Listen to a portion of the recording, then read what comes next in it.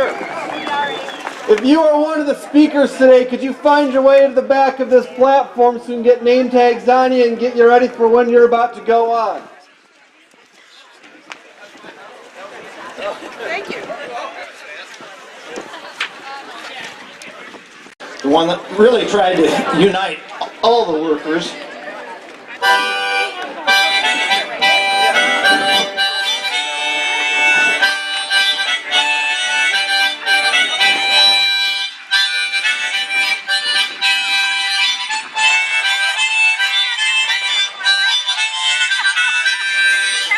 I'm as mild-mannered man as I can be.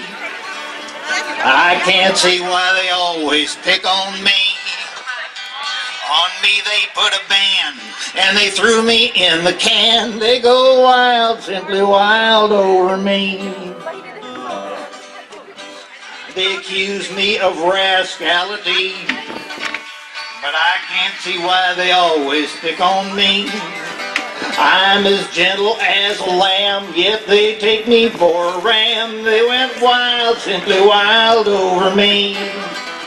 Then the bull, he went wild over me. And he held his gun where everyone could see.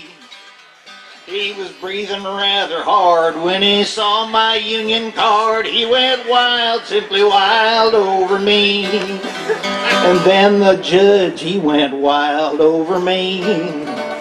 I plainly saw we never could agree. So I let the man obey what his conscience had to say. He went wild, simply wild over me.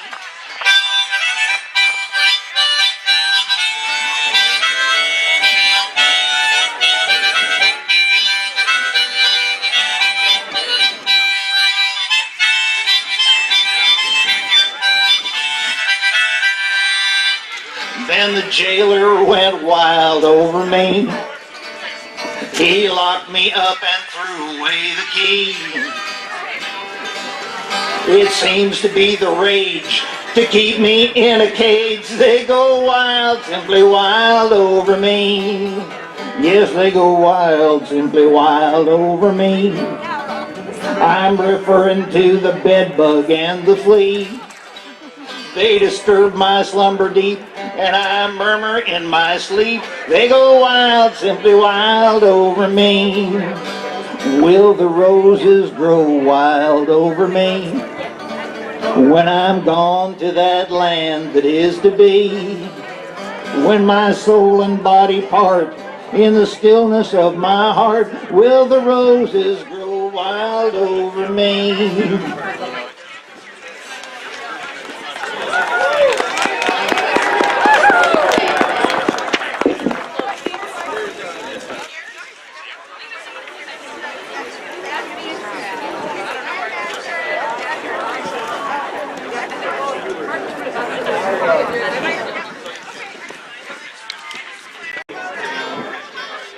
Because this really is our land. And we need to let those politicians know that.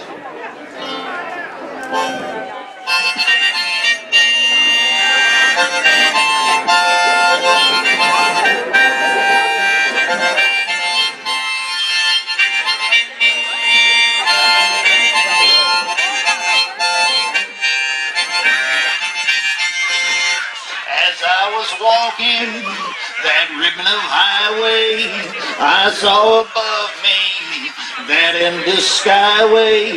I saw below me the golden valley. This land was made for you and me. This land is your land, this land is my land. From California to the New York Island, from the redwood forest to the Gulf Stream water. This land was made for you and me. I roamed and rambled, and I followed my footsteps to the sparkling sands of your diamond deserts. All around me a voice was sounding. This land was made for you and me. This land is your land, this land is my land. From California to the New York Island, from the Redwood Forest to the Gulf Stream waters, this land was made for you and me. The sun was shining and I was strolling with the wheat fields waving and the dust clouds rolling. While the fog was lifting, a voice was chanting, this land was made for you and me. This land is your land, this land is my land.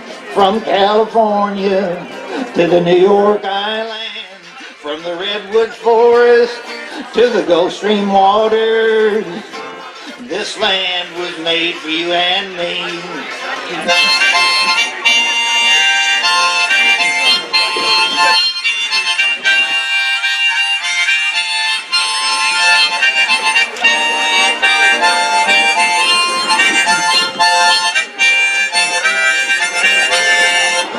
There are two more verses that Woody Guthrie wrote to this song that most people don't know. There was a big high wall there that tried to stop me. There was a big sign saying private property, but on the other side it didn't say nothing. This land belongs to you and me. This land is your land. This land is my land. From California to the New York Island, from the Redwood Forest to the Gulf Stream waters, this land was made for you and me. One bright sunny morning, in the shadow of the steeple by the relief office, I saw my people as they stood there hungry. I stood there wondering if this land was made for you and me.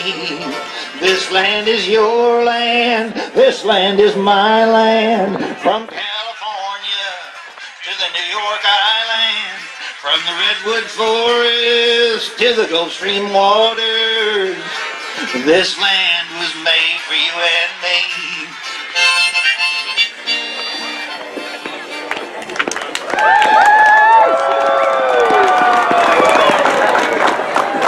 Let's get a picture with all those signs up in the air. Get them up, get them up, get them up, get them up. Let's see all those signs. Wow. That took a lot of art and creativity. We're bringing that today too, not just sensibility. Incredible. Keep them up, wave them.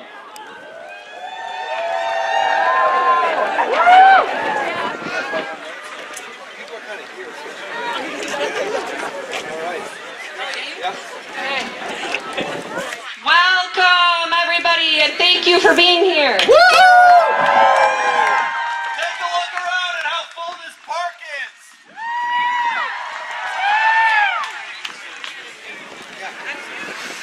Okay. My name is Gretchen Paquette, and I am here on behalf of Moms Demand Action, our new local chapter that I am co-leading with other lovely ladies. I'm Pastor Ben Morris. I'm the Lutheran campus pastor for all the schools here in La Crosse, and Gretchen and I are the co-MCs. But before we begin, we want to recognize that there were a lot of people who helped make this thing possible. So let's give them a round of applause. That's okay, we'll just switch. We also want to recognize that the real force behind this march and this rally are the students. If you are a student, please raise your hand so you can be recognized. Let's give them a round of applause. Yes, thank you. Now this is a rally.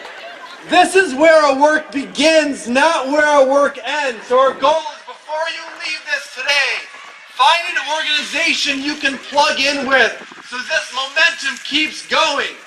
So the NRA has to run scared with this many people standing against them. There's a mom's table over by that tree. They're waving to you right now. Please go over and sign up. You do not have to be a mom to join that group.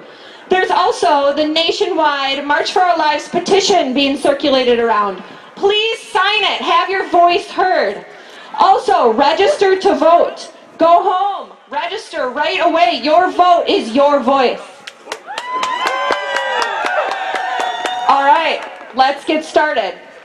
Ben, my co-MC, is a hunter and a gun owner for gun violence prevention. Let's hear what he has to say.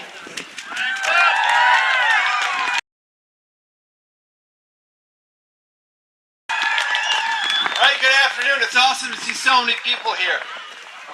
I was asked to speak today because I'm a pastor, and so I think I'm theologically qualified to say thoughts and prayers are not enough.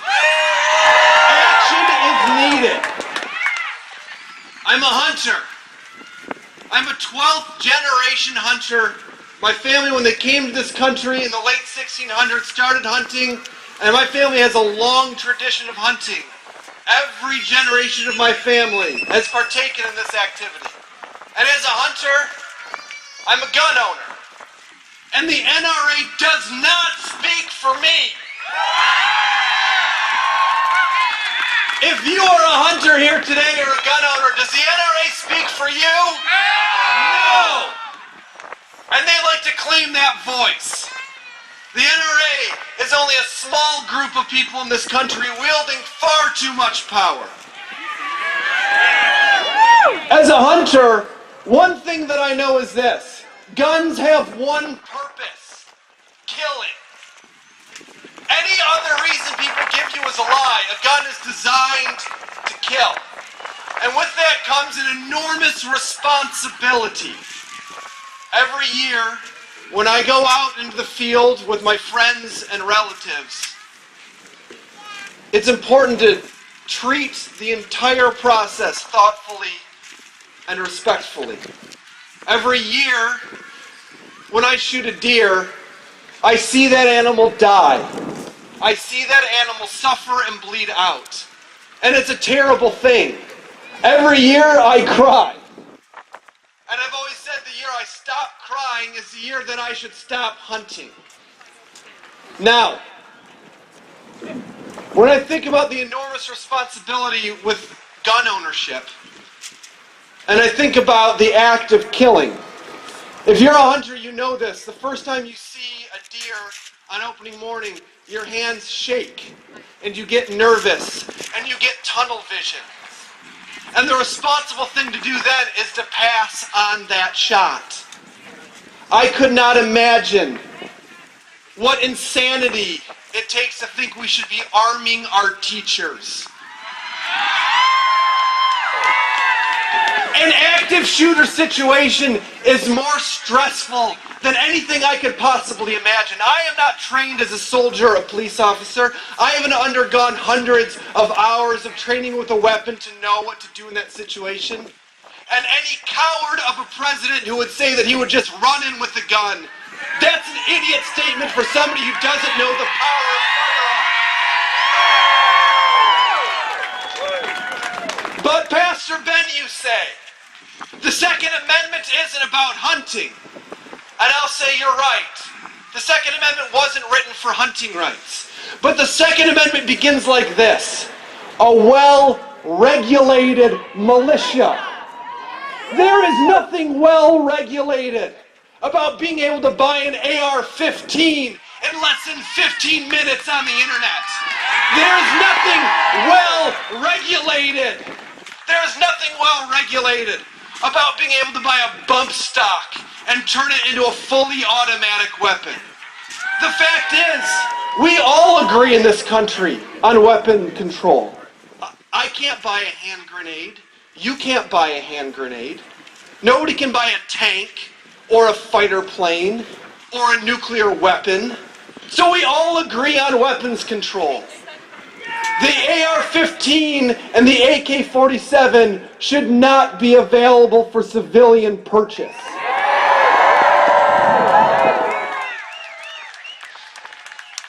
We need meaningful gun reform in this country, and we need it yesterday.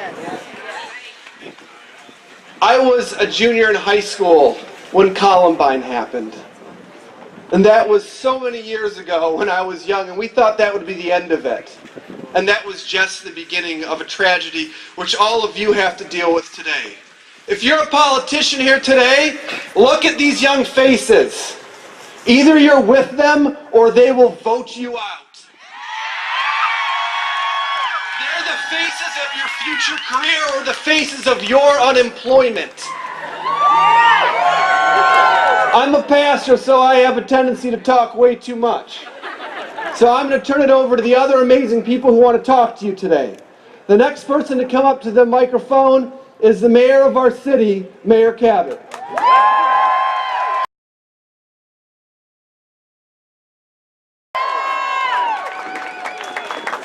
Good afternoon, everyone. I'm so happy to be here with you. I want to thank you for being here today. We all know that improving our communities, improving our quality of life is not a spectator sport. We can't sit on the sidelines, right? We have to get involved, and that's why today is so great, and it's so great to see you here, getting involved with your actions and your deeds. We know that that's what makes lacrosse great. And you have to appreciate the march of our lives, because that's what is all about, our actions. Actions and making a difference. We're lucky to live here in lacrosse because we have so many people who care and who demonstrate through those actions and words and efforts that we can all make lacrosse a truly great, kind, and compassionate place. So thank you. Thank you for being here. Your example, yes, that's great. Your example, and this example today, is so important for improving our country because it was created by our young people. I think that's the most important message today. Created by our young people and others who are absolutely fed up with the status quo. They're not speaking just with words, but they're taking real actions to address the school shootings and gun violence with rallies and marches all around our country today. We're part of this big effort. March of Our Lives is truly a call for action. So one last thought I have that I want to just leave you with before I read my proclamation is that we have an incredible legacy here in lacrosse of activism and action for treating each other with respect and kindness and compassion. We set an incredibly high standard. It started more than 100 years ago with the Franciscan sisters, and it continues to this very day. Yes, with your efforts and voices. So thank you. Stay involved. Continue this high standard that we have here of treating each other with compassion and kindness. Your efforts and actions and going forward make all the difference. So now I'd like to read a proclamation by the mayor of the city of La Crosse. Whereas March for Our Lives is created by, inspired by, and led by students across the country who will no longer risk their lives waiting for someone else to take action to stop the epidemic of mass school shootings. And in the tragic wake of the 17 lives brutally cut short in Parkland, Florida, politicians are telling us that now is not the time to talk about guns. It is time. March for Our Lives believes the time is now to change our country's conversation about gun violence. Election day is also a time. So for those politicians who don't share our values of kindness and compassion, use your right during Election Day. Whereas the mission and focus of March for Our Lives is to demand that a comprehensive and effective bill be immediately brought before Congress to address these issues. Now, therefore, I, Tim Kabat, Mayor of the City of La Crosse, do hereby proclaim March 24th as March for Our Lives Day in the City of La Crosse and urge everyone to stand together by refusing to allow one more senseless death due to gun violence. Thank you. I am now very honored to introduce one of our student leaders, Betsy Rilling. Come on up, Betsy.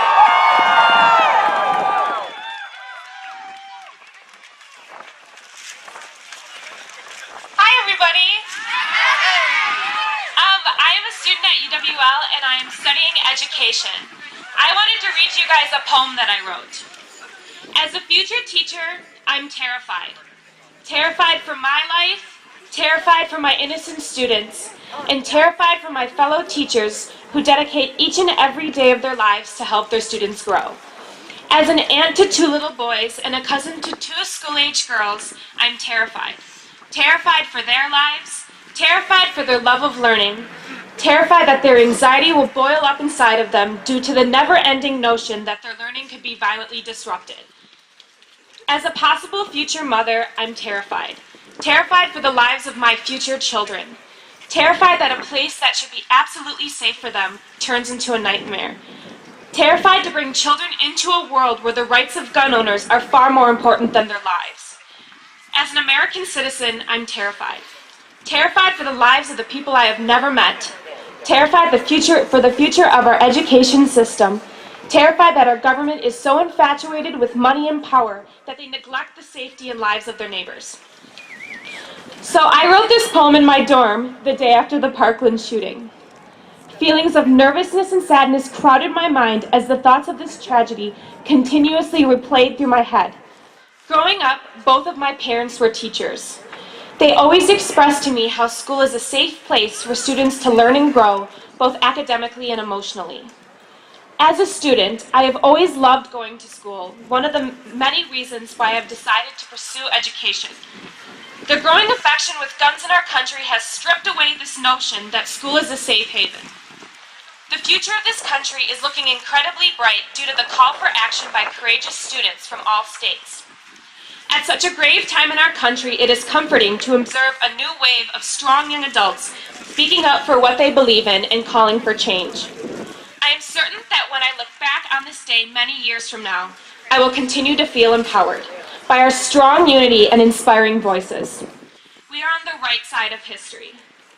As a future teacher and a U.S. citizen, I will continue to fight so that our children can continue to brighten our lives without being dulled by the influence of gun violence. Thank you.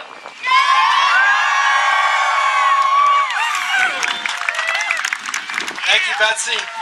I'd now like to bring to the stage Father Brian Konopa, who is speaking for the Catholic Diocese of La Crosse.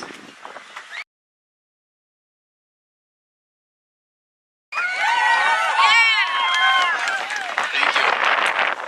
I was a high school teacher and chaplain back in April 20th, 1999, when the Columbine massacre occurred, when 12 students and 1 teacher were killed by 2 gunmen. Our entire school body was visibly shaken, and there was a sense of fear. Could this happen in Wisconsin, right here in Marshfield, Wisconsin? We were able to reach out to God in prayer as a school community, and God did help restore a sense of peace in the midst of the stunning tragedy. But is prayer the only response? There is a well-known adage, work as though everything depends on you and pray as though everything depends on God. Both are needed. Prayer, which is faithful and heartfelt, work, which is principled and persevering.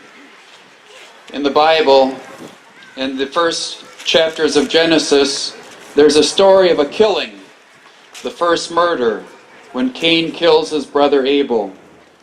And God strikes up a conversation with Cain, to which Cain in part responds with a sense of arrogance. Am I my brother's keeper?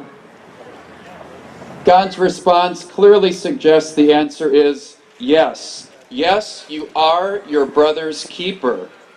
That means we are created and called to look out for one another, to care about one another, to love one another. Am I my brother's keeper? Yes, I am. After all these school shootings and bomb threats since then, including Marjorie Stoneman Douglas High School, is it okay to pray and then do nothing? No, it's not. Will common sense gun laws be an inconvenience to some people? Perhaps. But every time we choose to be our brother's keeper, or nearly every time, we encounter some inconvenience, whether somebody stops us and ask for directions, or a car that needs to be fixed, or perhaps we set aside time for the Salvation Army's Red Kettle or volunteer at the warming center for the homeless. Each of these can seem to be an inconvenience because they can interrupt the plans we had, take some time, some energy, or some money. They stretch us, but it's who God created us to be, and it's what God wants us to do. We are our brothers and our sisters' keepers, and we are called to look out for one another. Will common sense gun laws be an inconvenience to some people? Perhaps, but there are speed limits, and there should be gun limits.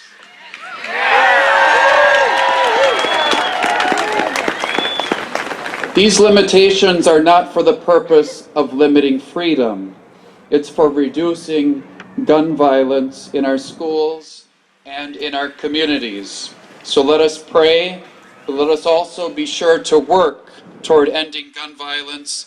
Let us be willing to be brothers and sisters to one another. Thank you.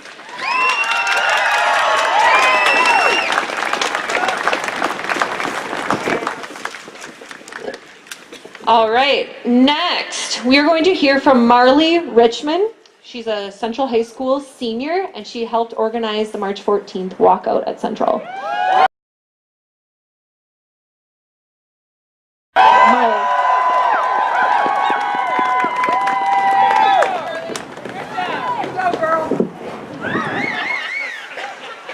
Alyssa Aladeep, Scott Beagle, Martin Duque Anguiano, Nicholas Dworet, Aaron Feiss, Jamie Gutenberg, Chris Hickson, Luke Hoyer, Kara Luran, Gina Montalto, Joaquin Oliver, Elena Petty, Meadow Pollock, Helena Ramsey, Alex Schachter, Carmen Shentrup, Peter Wang.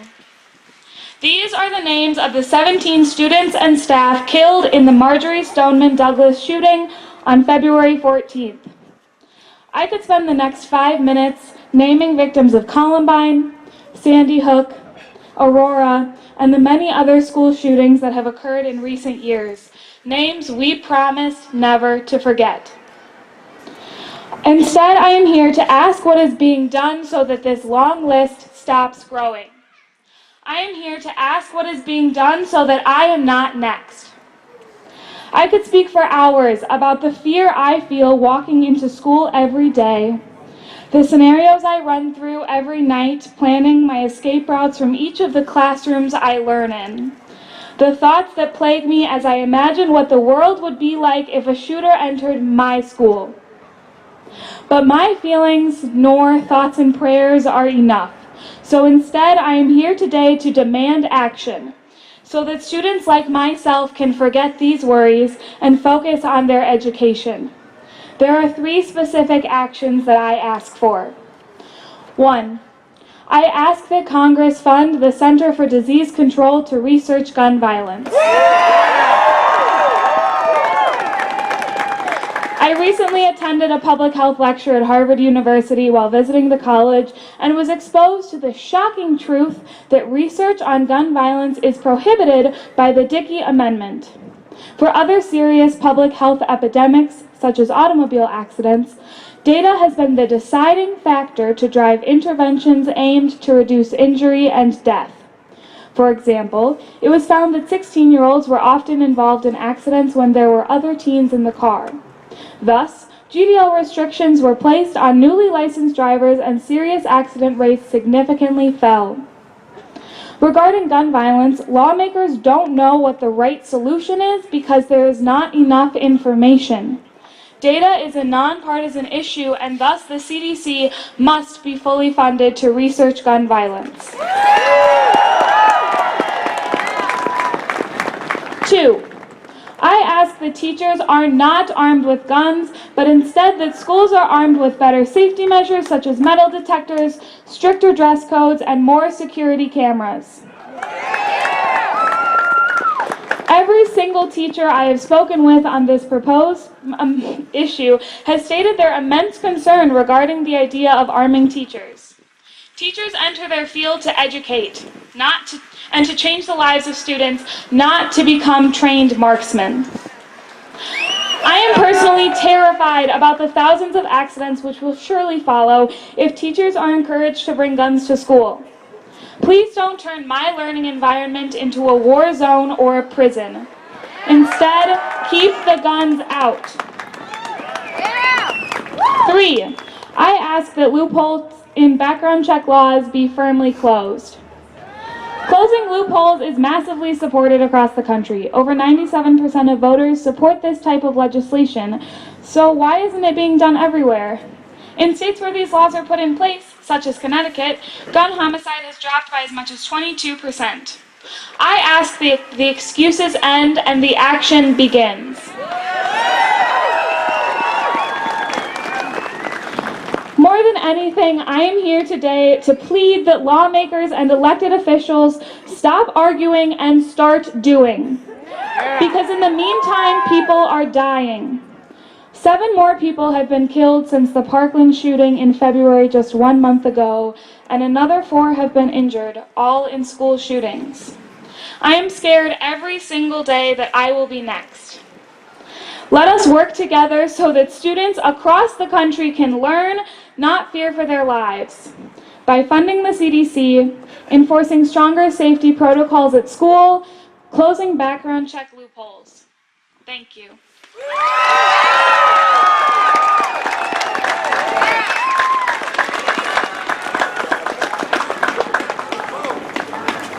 Next up we have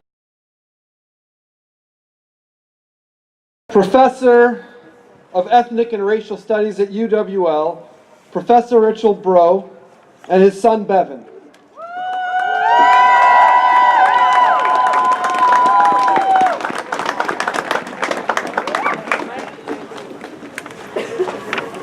My name is Richard Breaux.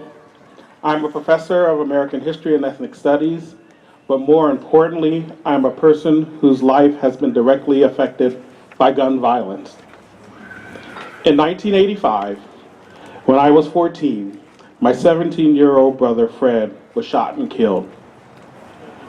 2 years later, my childhood friend Robert, who was only 16, was shot and killed.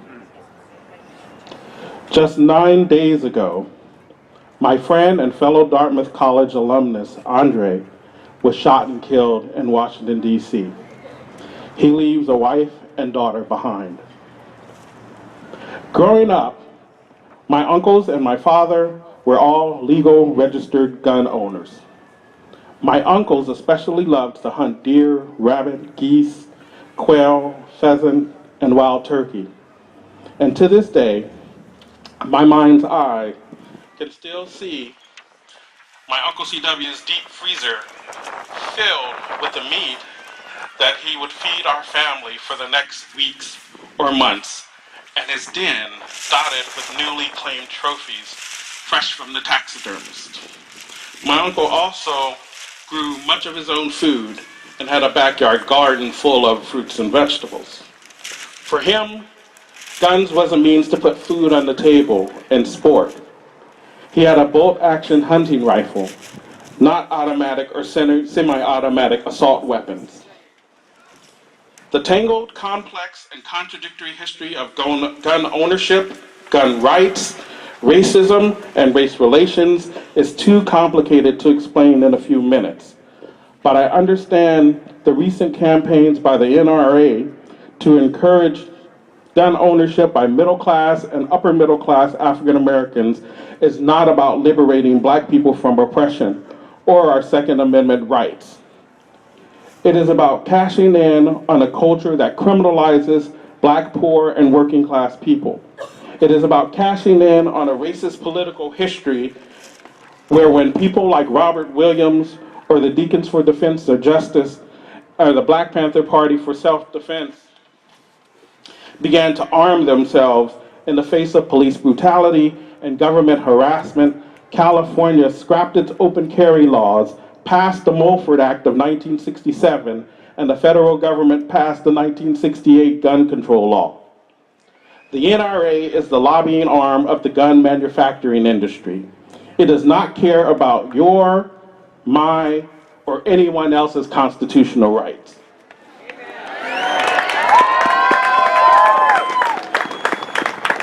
It cares about making money and making profit. The idea of arming teachers in an era where students of color are already disproportionately punished for the same behavior as their white peers, and school resource officers are used by some schools to channel children into the preschool to prison pipeline, will only serve the growing private correction industry. It will not protect our children. This is not a Second Amendment issue. This is not a Republican or Democrat issue. Ultimately, it is not a black or white issue. This is an issue about people who control and own the gun manufacturing industry. People who donate to members of the Republican Party and to members of the Democratic Party. It is an industry that hedges its bets, so it profits no matter what party is in power. The time has come to pass new assault weapons laws, ban semi-automatic weapons, and ban the bump stocks and similar devices that give semi-automatic weapons the capacity to function like automatic weapons. We stand with the students of Columbine, Sandy Hook, and the students of the Marjorie Stoneman Douglas School. It is time to place the lives of people over any law or set of laws used to benefit the gun industry. And certainly it is time to put the lives of people over profits.